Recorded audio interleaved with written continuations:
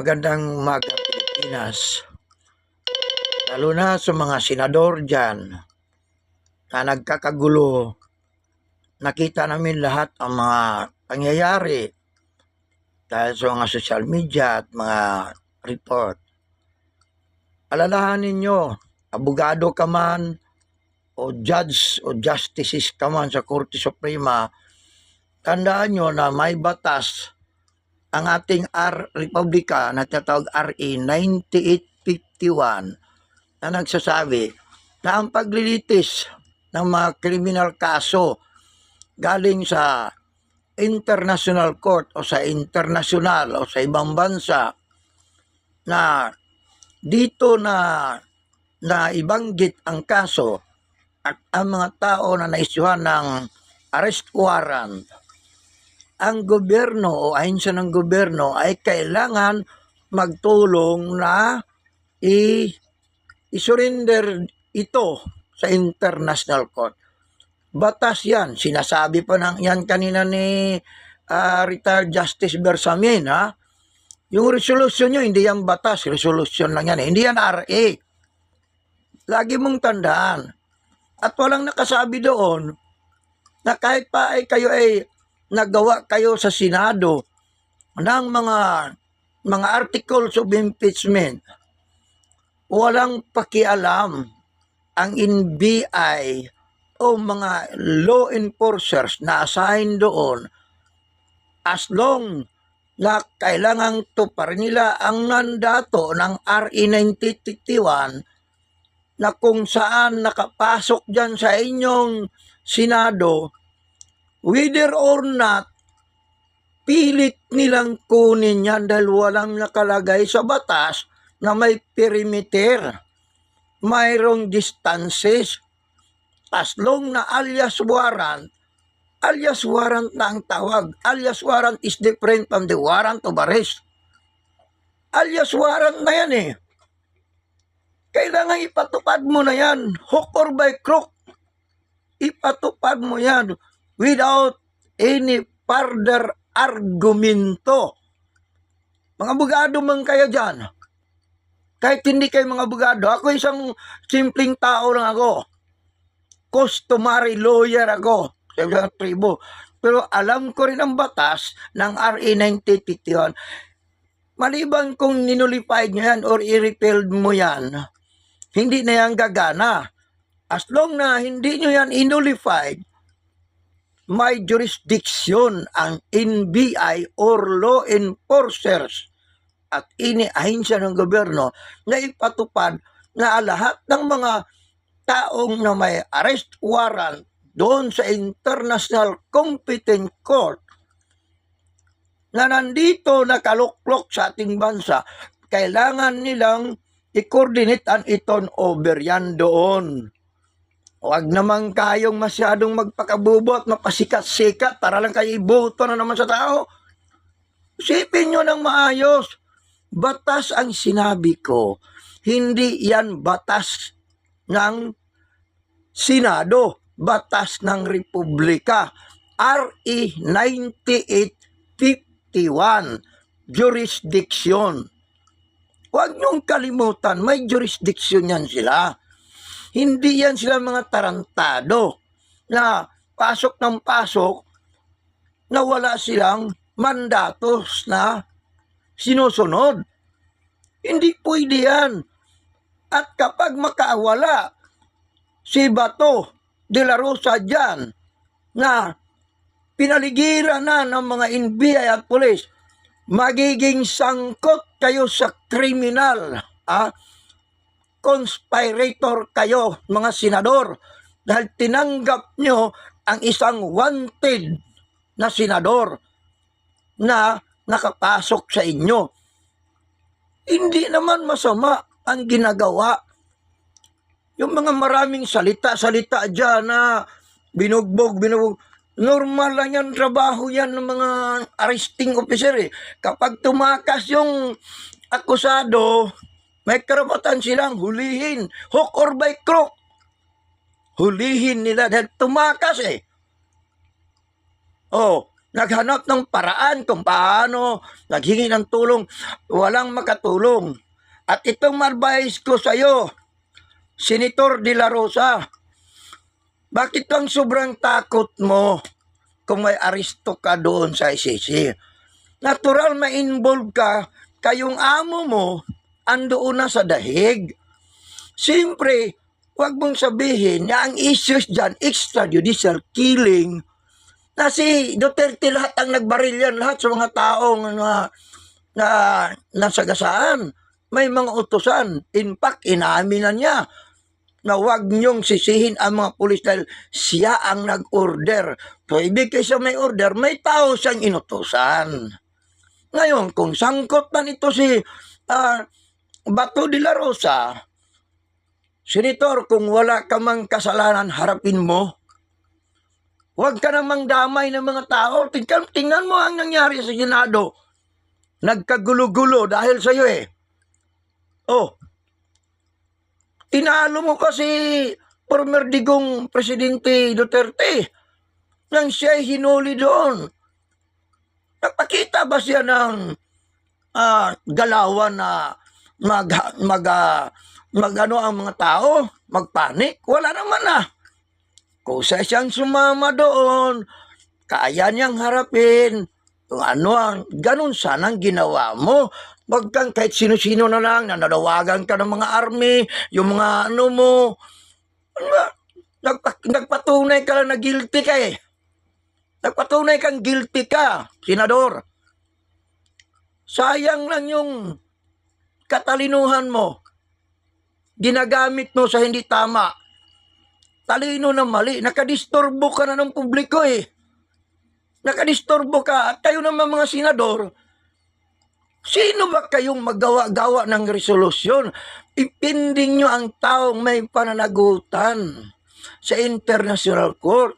Kapag yan ay makawala at makatakas, sisiguraduhin ko sa iyo, kayong lahat ng mga senador, mauubos kayo, kunsaba kayo, dahil isa kayo na protector sa tao na nagkaroon ng wanted ng International Competent Court.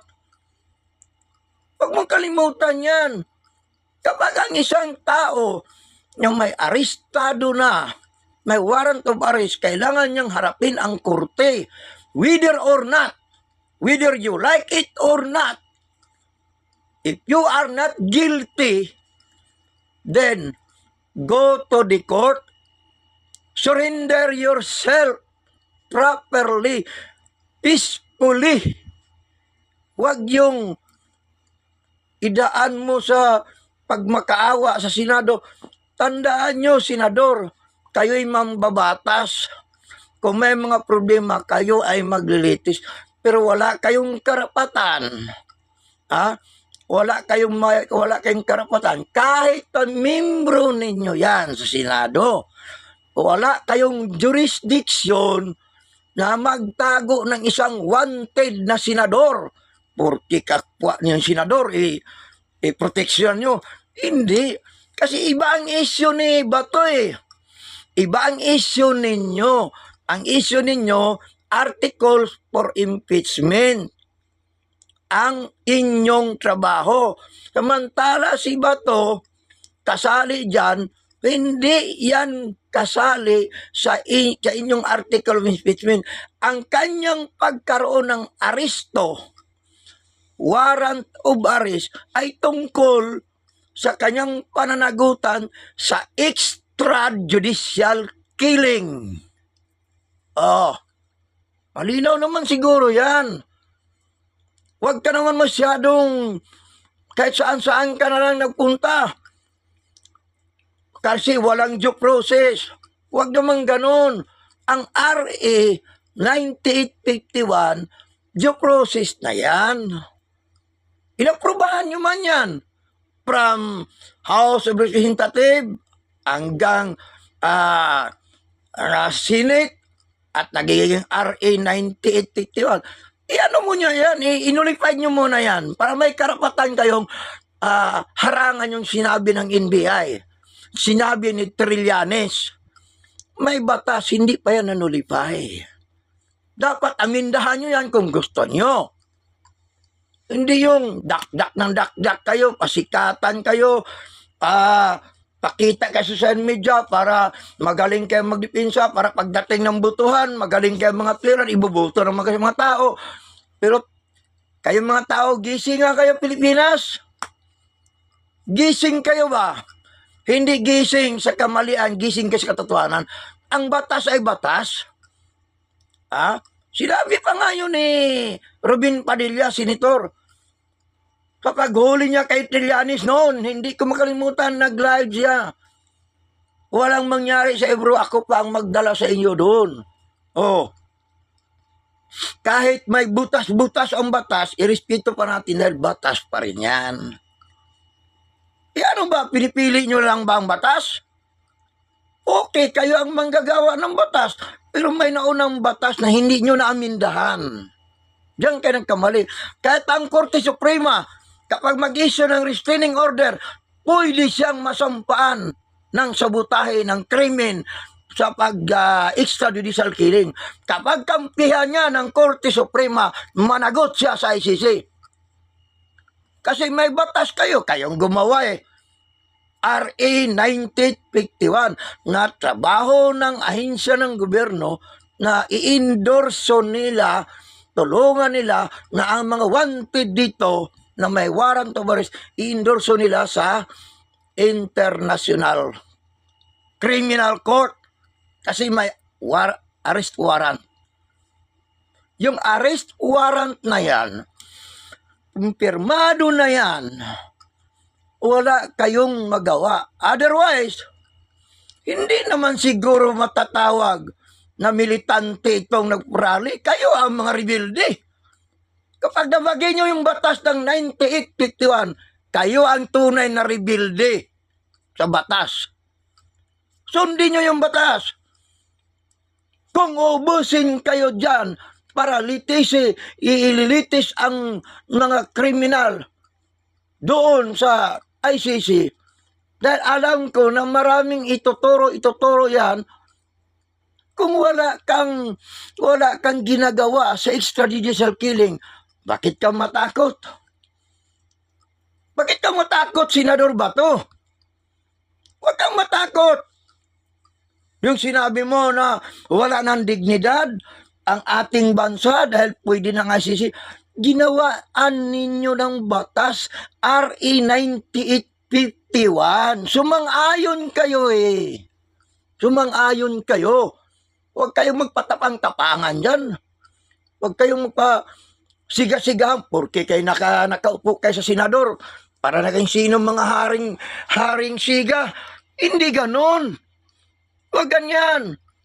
Alalahanin mong may batas tayo, Hindi man kaya tayo komunista, demokrasya man kaya tayo. Kala nyo, kayo lang nagbasa ng batas? Akong nanood sa inyo, nagbasa din ako ng batas. Kaya tinitingnan ko ang anggulo ng jurisdiction ninyo ba? Wala kayong jurisdiction. Kahit anong basa ko sa Constitution 1987, wala kayong jurisdiction na magtatago kayo, na mag-hold kayo. Dito ng mga tao, na mga kaibigan yung senador na may sangkot na ibang krimen.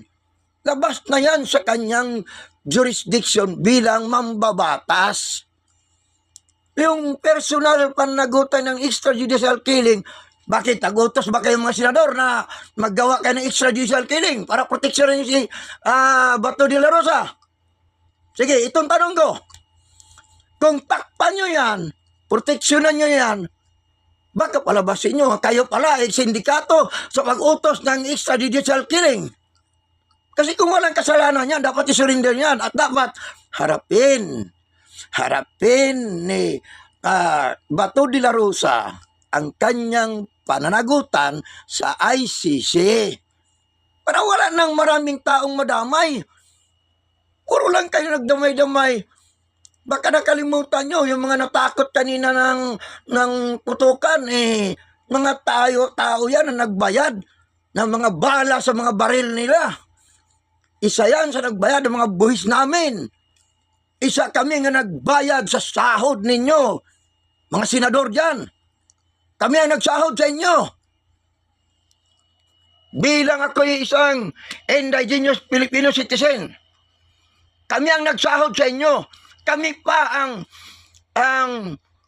parang nagmukhang kawawa.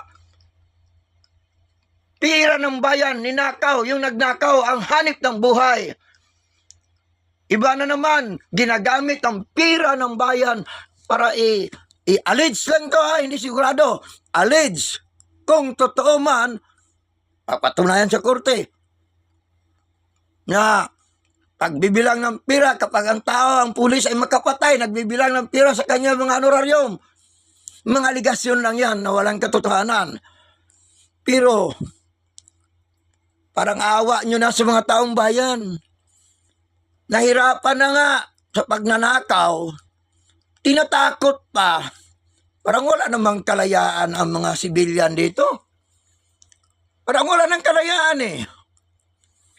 Nangyari ang putok-putokan dyan sa Senado dahil hindi tama ang ginagawa nyo mga senador. Totoo yan. Hindi kayo tama ng mga taong senador. Basta kayo nakaupo lang kayo sa Senado, akala nyo kung sino na kayo. Eh paano yung RA 9851? Sige, balik-balikan ka. Amindahan nyo muna yan bago kayo magtapang-tapang. Pag hindi nyo amindihan yan, wala kayong magawa. Kahit pa si Sara Duterte, lahat ng mga Duterte, lahat ng mga justices sa Korte Suprema, wala kayong karapatan magawa ng batas unless amindahan nyo muna. Or i-unconstitutional nyo ba yung RA 9851? Malinaw yan masyado. Huwag kayong masyadong magpakabobo o kahit hindi bobo. Nagpakunwari lang na malaki magsalita sa batas. Alam nyo, nanonood na ako sa mga aligasyon nyo, mga klase-klase, mga alibay. I-chartan nyo, palabasin nyo na harassment na. Trabaho yan ng mga sundalo, whether you like it or not, dahil alias warrant na yan. Kapag tumalon ka, buti, hindi ka binaril. Tumakas ka eh. Kung tumakas ka. Hindi natin alam. Ang problema niyo, senador, tandaan nyo to, kapag makatakas at makawala si Bato de la Rosa, lahat kayong senador, convicted kayo lahat sa ICC. Tandaan nyo. Convicted ka sa batas. Hindi kayo nagkopirar, kundi nagtago kayo ng isang tao na may pananagutan sa korte. Huwag nyo itago yan. Kagaya ko, halimbawa kay senador, problema mo man yan, sagupain kang, huwag kang sumali dito sa paglilitis sa articles of impeachment. Dahil meron kang personal na haharapin. Andyan na yung warrant of arrest, nag-abang na sa inyo sagdanan. Bakit pa kailangan pa? Okay, tapos naman ang buto niya, di bumaba sa sumurinder. Yung sinabi ni Bato de la Rosa na magsurrender ako sa mga LGU dito sa ahensya, huwag lang si bansa, kaya nakakaya sa ating bansa.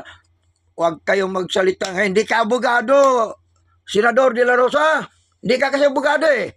Kung abogado ka, before ka magsalita yung bibig mo, basahin mo muna yung RA 1951. Basahin mo yan. Kung may amendment yan, okay, saludo ako sa iyo na pinawalang bisa na yan. Pero pag hindi yan amindahan, tama yun si Trillanes, ginagamit niya 1951, ginagamit nga yan ni retired Bersamin, yung dating justice sa Korte Suprema, ginamit yan kanina, narinig ko yan, nagsalita. Wala kang jurisdiction yan, at dahil wala kang jurisdiction, tabi kayo dyan. Kaya kung patamaan ka ng bala, maputokan kayo, kasalanan nyo na yan. Because you are considered as a protector of the, unlawful person. Protector kayo. Alam nyo yung resolution nyo. Pag makuha yan sa ICC, yung resolution nyo opposing na i-surrender nyo si Bato de la Rosa, naghanap lang talaga kayo ng apoy na masasunog ang lahat na mga senador dyan na nagkampi kay Bato de la Rosa. Tandaan nyo yan. Katulad ng graft and corrupt practices. Yung pagnanakaw. dinesisyonan na sa Congress. Okay, trabaho nyo yan. Pagkampihan nyo na majority ang kasalanan nakita ng majority at kakampihan dahil meron kayong mga relasyon ng mga maganda. Sa tingin ko, babagsak na naman kayo sa ICC. Dahil crime against humanity na yan. Although graft and corrupt practices, pero maraming dahilan kung paano maging crime against humanity. Dahil sa kahirapan, maraming nagugutom at maraming nagkasakit at maraming namatay at maraming nawala ng trabaho. Pasok pa rin yan sa crimes against humanity. Kalusugan nasisira, ang kanilang mga physical, mga mental stress na napasok sa kanila dahil sa hindi na magandang pagdala ng ating gobyerno. Ayaw ko nang pabain pa. Advice ko lang sa iyo, Senador Bato de la Rosa, kung talagang wala kang kasalanan, huwag ka nang mandamay pa ng ibang sibilyan.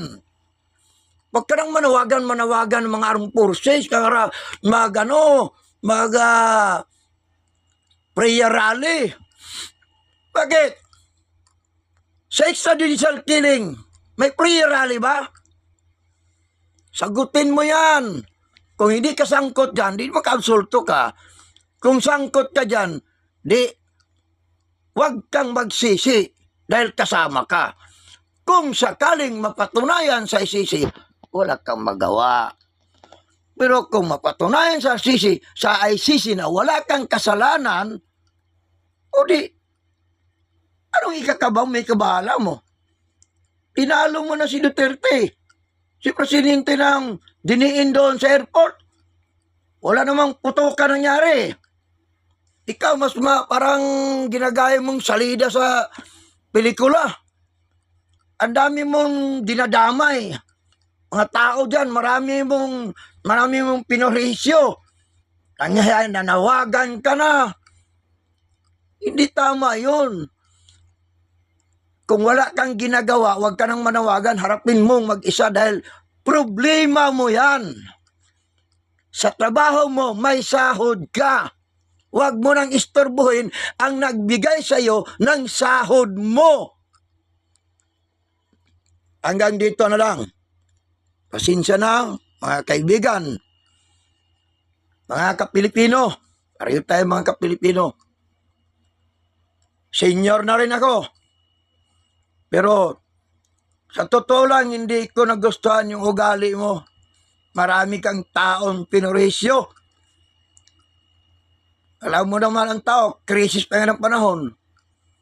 Mag-invite ka pa ng prayer rally dyan. Yung mga tao, okay lang yung mga mayaman. Yung mga mahirap.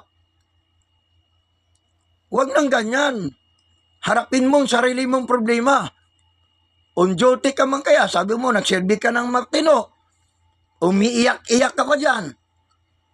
Doon mo ipaliwanag sa ICC. Huwag dito hindi ito ICC, hindi ito mga huwis ng ICC, mga Pinoy ito. Hanggang dito na lang.